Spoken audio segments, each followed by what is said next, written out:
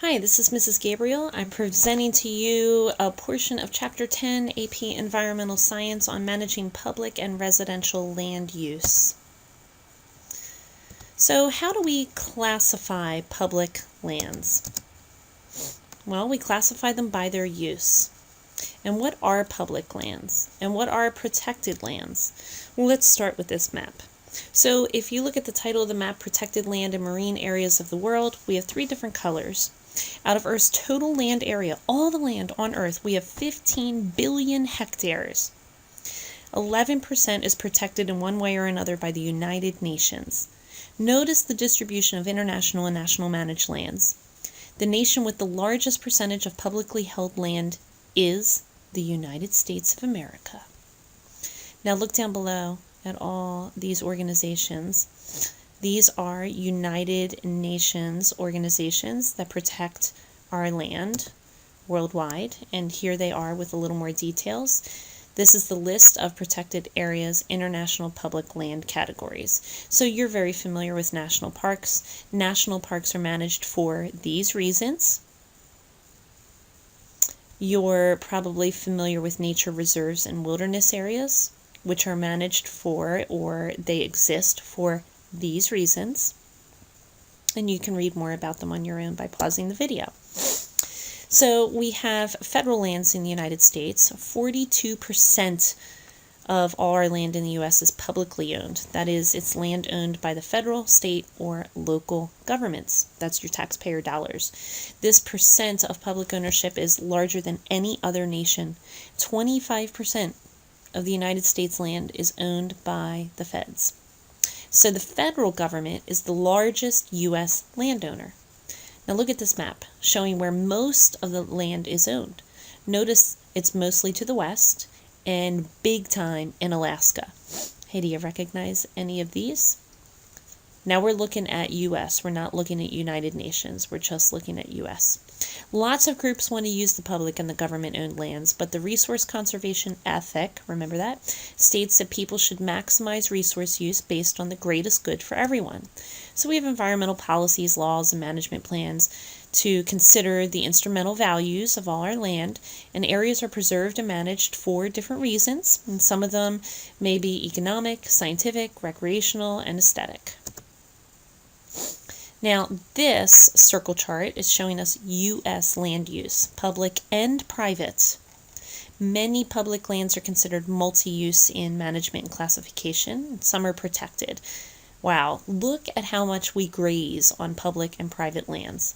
Look, out of all our lands that are public and private, 25% of them are used for grazing. That's quite a bit. And notice how much is used for timber production and cropland.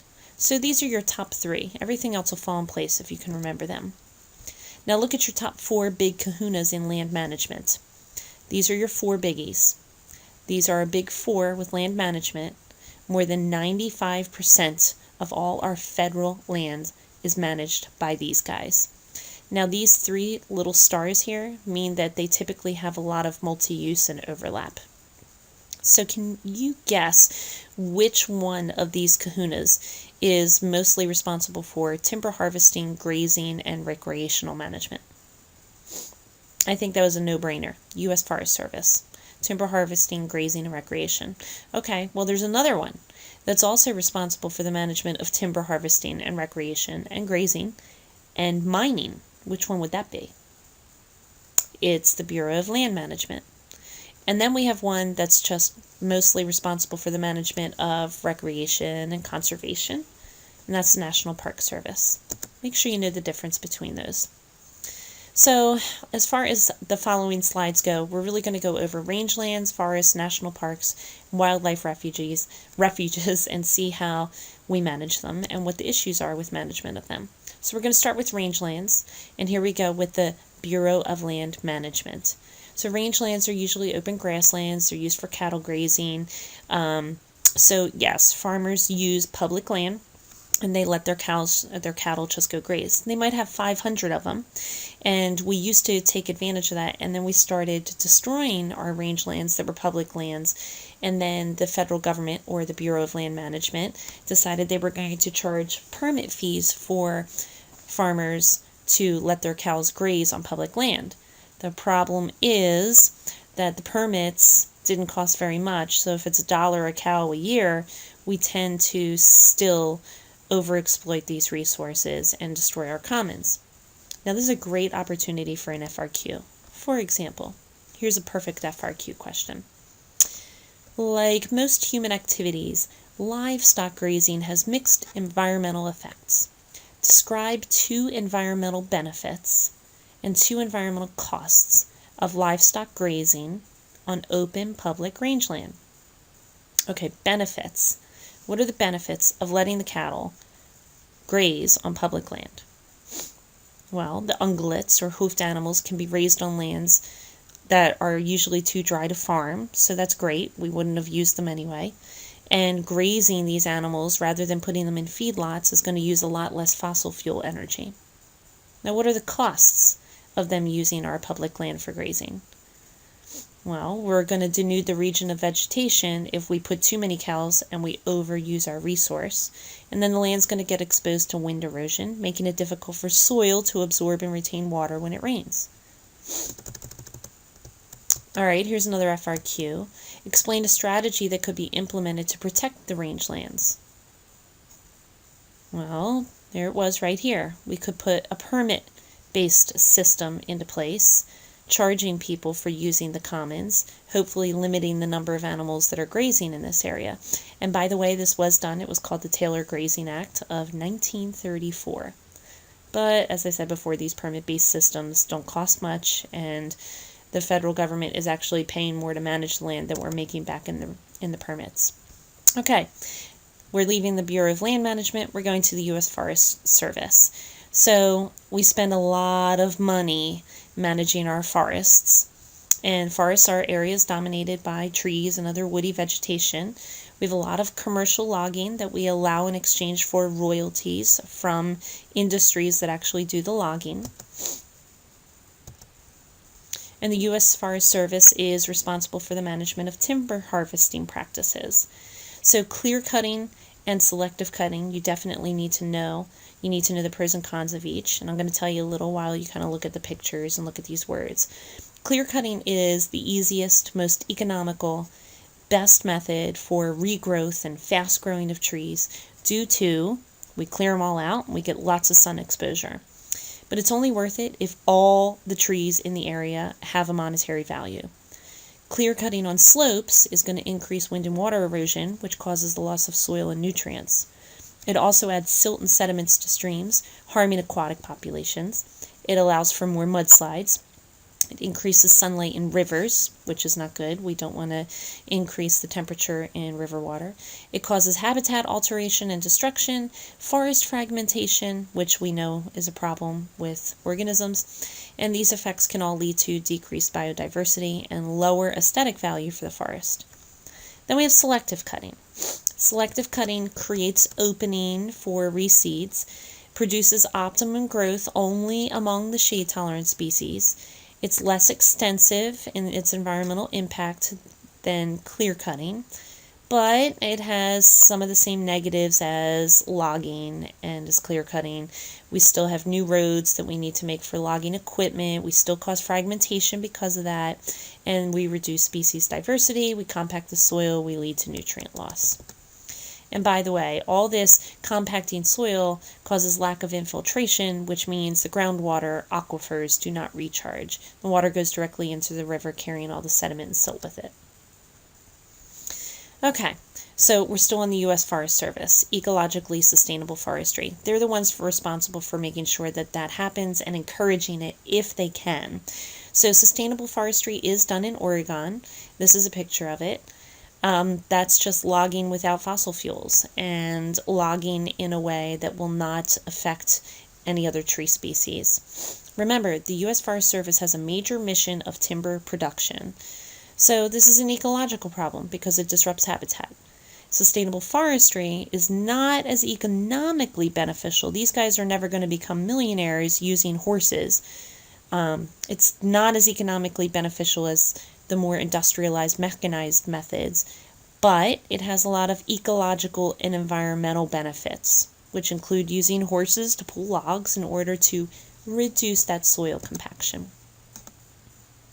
All right, this is a picture of a rubber tree plantation in Thailand.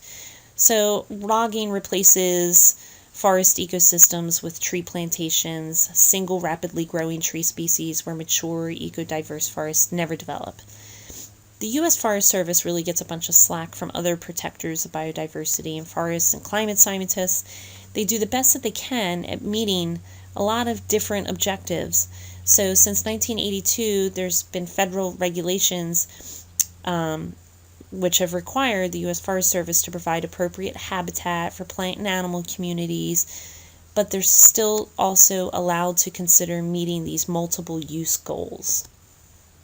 Still on U.S. Forest Service. For many years, forest managers tried to suppress forest fires. We even had like Smokey the Bear, don't ever, ever, ever allow forest fires. Forest fires are bad, bad, bad, bad, bad.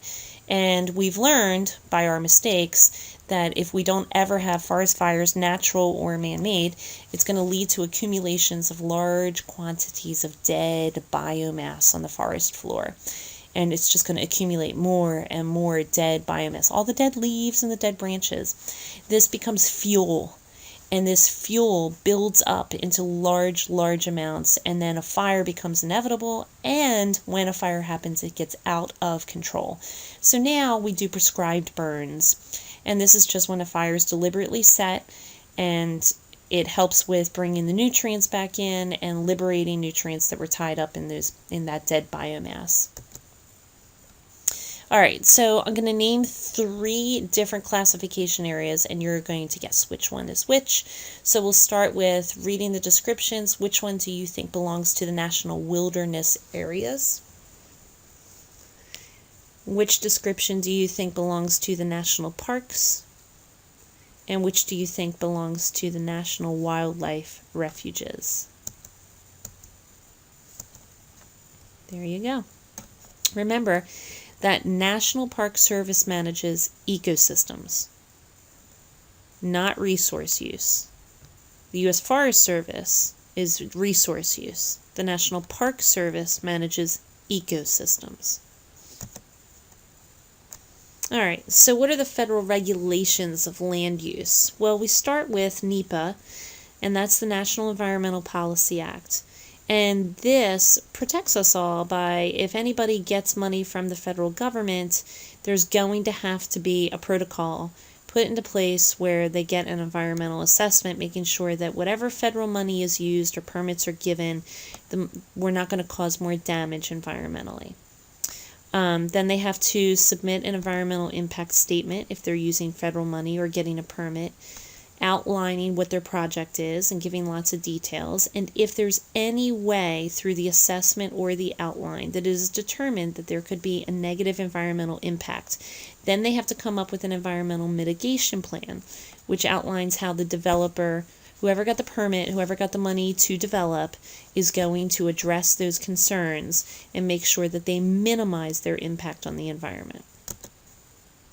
Okay, so we've left all our public lands. Now we're going to go into residential land. And these really do overlap because it's about land use, but they're very different because residentially we use land incredibly different. So we have the suburbs and the exurbs. Go ahead and read those definitions, but really what you need to start to understand is what's urban, because we're going through something now called urbanization. So traditionally, you can see urban was a city, and traditionally, most people lived in the city, and we had some that lived way out there rurally, and then some that were suburban, and look how things have changed over time. So the greatest percentage of population growth in the U.S. has occurred in 2 classes of communities, the suburban and exurban. The pressures on land use are very different in these locations that are not rural. In Harford County, we are suburban. We have about 220,000 people in our county. Currently, in the entire U.S., most people do live in suburban areas. Now, if you look at the chart and the distribution of suburban, urban, and rural in the U.S. from 50 to 2000, you'll see a huge shift. The world's population is becoming predominantly urban. That's what we call urbanization. This is driven largely by industrialization, and it is proceeding fastest now in the developing world. So the developing world is really experiencing urbanization. Another chart, this one's by the United Nations Population Division 2007 report, compares developed to less developed regions in the world. Remember that urban is city.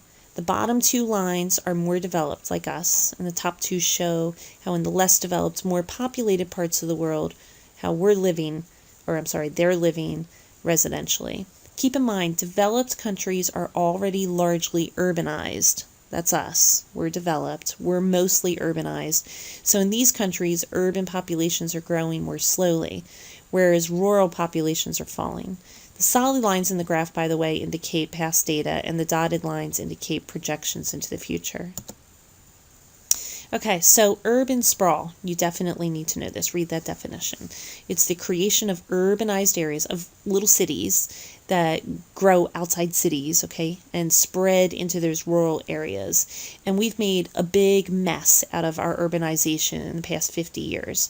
So the four main concerns about urban sprawl in the U.S. are automobiles, because everyone needs them to get everywhere, living costs. People can get a lot more land as they move further away for the same amount of money. Urban blight, which you've read about. So people leave the city, and then the revenue in the city shrinks, and as more people move to the suburbs, and then urban blight leads to degradation of the current city infrastructure. And another concern of urban sprawl is government policies. So people are moving out to the city. Oh, we want them to come back to the city at least to visit or to work, so let's build more highways. And that government policy is on the next slide here. So we'll look at urban blight and government policies. Urban blight, as people move away from a city to the suburbs and the exurbs, the city deteriorates, causing more people to leave the city.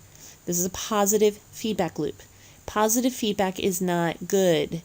Now look at the green arrows and follow from there. Green arrows where you have to begin. The other diagram also shows a positive feedback loop as the use of gasoline tax money builds highways, leading to more development of the suburbs, leading to more traffic congestion, leading to more money spent on highways. Here we go again. Positive feedback loop. Ugh. You know you see them widening and building more roads in Harford County in Maryland all the time. This is not a good use of our land and not a good strategy for sustainability. We don't walk as much, we drive everywhere, and we drive more and more. So these are some of the government policies contributing to sprawl. We have a highway trust fund, which we just went over. We have zoning, which mostly promotes more roads and more cars. Multi-use zoning, which allows residents and malls to be next to each other. And then we help people with their mortgages so that they want to move further away from the city center. So what causes sprawl? Think about it. Sprawl is that movement, that term referring to the spread of low-density urban and suburban development outward from the urban center. So what causes it? The human population's growing. Land consumption's increasing. Government policies are encouraging it. What's wrong with sprawl? Well, we're driving more. We're walking less. Can you walk to a grocery store? Can you catch a bus everywhere you want to go? What else is wrong with it? It creates more pollution, especially air pollution from driving. And because we're driving more, it's creating more health problems because it's promoting physical inactivity. We're using the land more, but we're using it for things that are not in the land's natural state. So a lot of people are fighting sprawl now, and they're fighting it with a strategy called smart growth. So these are the 10 big strategies dictated by the Environmental Protection Agency that are the principles or strategies of smart growth. And urbanization's going to happen. But if we consider these 10 principles of smart growth, we're not going to create as much damage, and we can live more sustainably as the population continues to grow. So you need to know these principles of smart growth. Now let's look at the first one, mixed land use. What is mixed land use? Well, you should understand it mixes residential, retail, education, recreation, and business land uses all in one area. It allows people to walk or bike to all these places safely. All right, this principle of smart growth is called a sense of place. It's a sense of place because it has character. Look at the architecture of the buildings. Look at the decorations along the buildings. So it has character, which adds to the quality of life. So that principle of smart growth is called sense of place. This is transit-oriented development, which strives to develop communities with denser mix of retail, residential components, all around a convenient public transportation system, which can also include bike racks, safe sidewalks, and even car-sharing networks. This is the Dudley Street neighborhood in Boston, Massachusetts. It was once a symbol of urban decay. It was revitalized using many smart growth principles. The cool part of this case study is that residents obtained the power of eminent domain, which means if someone was living in this blue house and it was disgusting, they were allowed to give fair market value, kick that person out, buy their house from them, and then revitalize it and make the community nicer. They also took pre-existing homes and they filled these pre-existing homes or vacant lots where it was just unused land that was partially developed and existing communities. Rather than just building more, they regrew them and they revitalized them. That's called infill. That's the infill strategy of smart growth. Now notice on this chart, if we look at population density, we do know, as far as urbanization goes, there are lots of benefits. The more densely populated we are, the less carbon emissions we will produce. The more densely populated, the less carbon emissions. Okay. Well, this is a scenario to think about in your discussion, and that's the end of this video on Chapter 10 on residential public land use. This is Mrs. Gabriel, out.